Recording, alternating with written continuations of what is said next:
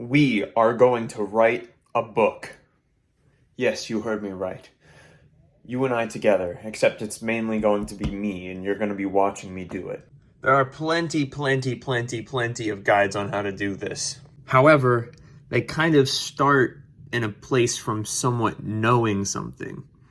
We're going to start from nothing. Your first step, if you don't know what this is, go to Google and sign up for Google. Make a Google account. If you're on YouTube, you have a YouTube account, you can... Same thing. I mean, technically this isn't necessary, but it's going to make the whole process a lot easier. You see this? Not Twitter or SoundCloud. I haven't used Twitter in years and haven't used SoundCloud in years, but they're still there. Go to Google Drive. There's a big button in the top left. Click New, and you're gonna want to make a Google Doc. Now you simply just write out the whole book. Stop right there. That was an exaggeration. Plan it out first. Eventually you'll write the end. That's when you know that you're done. I mean, you don't have to do that part, but like, it's good to let your readers know the book is over. Look, I'm just as new to this as you are. I'm as new to this as the video started a few seconds ago. When you're done with that, you're gonna want to go to this website, Photopea. It's like Photoshop, except it's free, or you can buy it. And you're going to want to make a cool logo. One that's like readable in black and white, because most likely you're going to put a black and white version of it in like front cover of the book. Yeah. Also, stop for a moment here. You can write the whole thing in whatever size at first, but then you're going to have to decide what size your book is. I personally am going to go for 7 inches by 10 inches because I heard somewhere that it was cost effective, and if it isn't, I'm a fool. But anyways, it's like the same size as my iPad, so like it looks good on there. So then what you do with your book is you go to extensions, and if you don't have, well, you can also get screenplay formatter, but then you get page sizer because Google Docs doesn't have the right page sizes. You would go to like get add-ons, but I already have it. So we're gonna set the page size as frick 8 by whatever. We're gonna make it 7 by 10. Wait, did it work? Oh, it did. Then when you're done with your super cool logo on Photopea, you go up to File and you friggin' export as don't do what PNG. You take your super cool title and you drag it in. Let's go. Oh, make sure you turn the saturation to 0 though, because this is gonna be on like your pages. And you don't, unless you're making a color book, we're not paying for colored pages. Now that you're entirely Psych! You need to edit that shiz. There's no way it's good on the first try. See, look, even this is a spelling error.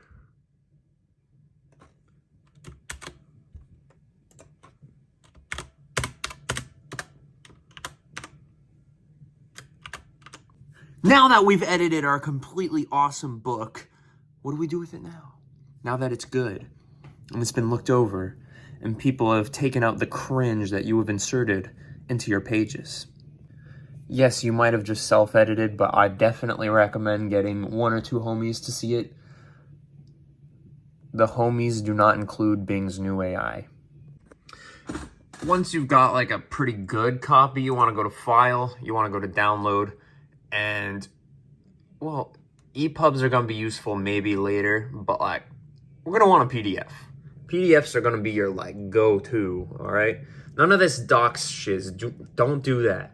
Don't do this, don't do that, don't do that, and don't do that. EPUB and PDF are going to be your book kind of things. Most people do PDFs, but EPUBs are going to work too if you're going to want to like do some shiz yourself. PDF. Let's say you want to get a proof before you even upload that shiz to a publisher.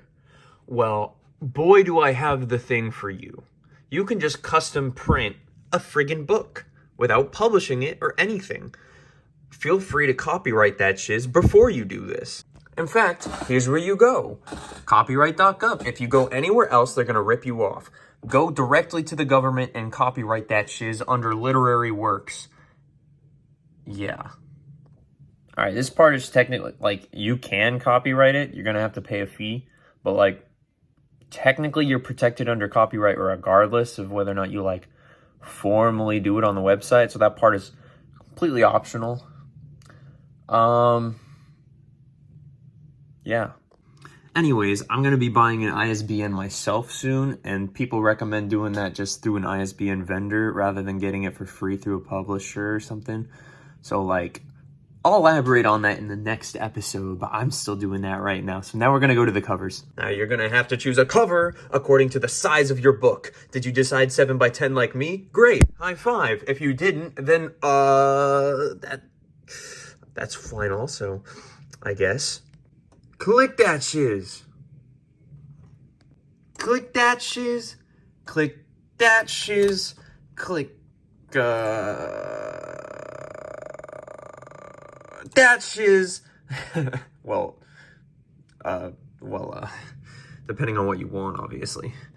All right, this is starting to get, don't do that. We're not going to do the staple. That's not a thing we're going to do. Click that shiz, and now it's $130. Basically, you can just kind of like mess around with it to see how much it's going to cost if you want to buy like a proof before you even send it to a publisher or anything. But now we're going to go into the cover because I said the cover is what you need to figure out, and it needs to be the size of your book. So if it's 7 by 10, let's just... You know what to do. If it's 8.5 by 5 or whatever, then make that the cover size. But we're going to go with 7 by 10 because that's what I'm using. Acquire an iPad. Throw it. Acquire pencil. The Apple one. And then see if we can throw it and it magnetically connects. No. Get this shiz. Make a new project in 7 by 10. And then we're going to make the best cover of all time.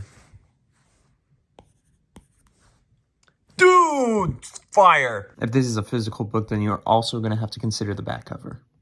But then we go to the dots, and then if you want like this, and you've saved it already, then you go to share, and then PNG, this one right here. And then you're going to save image. And now that you have an image saved of it, and since it's 7 by 10, it fits your iPad perfectly, you can see exactly what people are going to see when they download it on their iPad. Now you got 2 options, my brother. 1, Ingram Spark. 2, Amazon KDP. Or 3, lose your sanity with both of them. Hey, did you purchase your ISBN yet? Well, neither did I, so, like, we gotta go do that eventually. Ingram Spark is the company recommended by National Writing Month or whatever, and they do a lot of publishing and they extend distribution to, like, actual physical stores and stuff. If you do, like, a real thing, you just have to, like, pay the $50 to do the ebook and physical book and whatnot, you know? If you want to do the ebook mostly, or like you expect most people to get it off Amazon, then you're probably going to want to just... Why is it not purple? I'm not on... Oh. And then you sign into that shiz. And there's like other videos that I'm sure you'll be able to figure this shiz out. And that's going to be it for now, because now I'm trying to figure out how to do this shiz. And I'm looking up because holy crap, it is raining so hard outside. Also, pro tip! Never give someone an exclusive deal. Ever. Anyways, yeah. That's gonna be part 1 of us publishing a book, because I'm still in the editing phase. I also recommend not writing books over 600 pages. They cost a lot of money. I can tell you from experience. However, if I were you 2 years ago, I would have not listened to my own advice. So, actually just do whatever you want. Anyways, thanks for watching. If you made it this far, hit the subscribe button for more as we figure out how to publish a book. and maybe you'll even see mine. I'm trying to make the first one free. However, I don't know if these publishers will let me do that. If not, it will be 99 cents. Thank you very much.